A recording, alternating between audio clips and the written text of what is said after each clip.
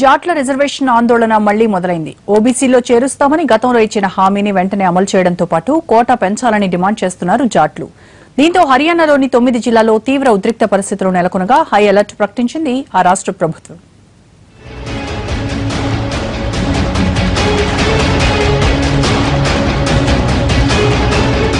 OBC రిజర్వేషన్లను 15 రోజుల్లోగా అమలు చేయాలన్న డిమాండ్తో మరోసారి రోడ్డెక్కారు జాట్లు.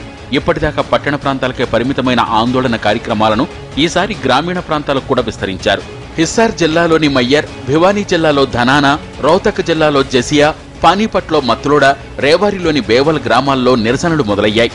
ఇవి ఉధృతమవుతాయన్న అంచనాలతో భద్రతా చర్యలను ముమ్మరం చేసింది హర్యానా ప్రభుత్వం. అవాంఛనీయ ఘటనలు జరగకుండా జాగ్రత్తలు తీసుకుంటోంది.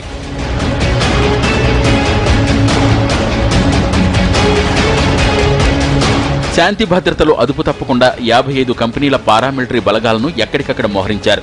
9 జిల్లాల్లో 144 సెక్షన్ అమలవుతోంది.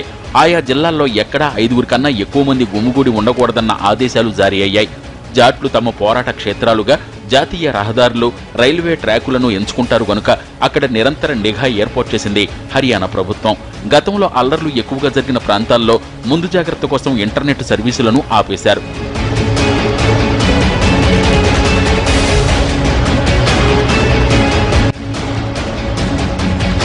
జాట్లను ఓబీసీల్లో చేర్చాలంటూ దీర్ఘకాలంగా కొనసాగుతున్న ఆందోళనకు స్పందించిన హర్యానా ప్రభుత్వం రాష్ట్ర కోటాలో వారికి 10% రిజర్వేషన్ ఇస్తూ గతంలో నోటిఫికేషన్ జారీ చేసింది. అయితే పంజాబ్ అండ్ హర్యానా హైకోర్టు ఆ నోటిఫికేషన్ను నిలిపివేసింది.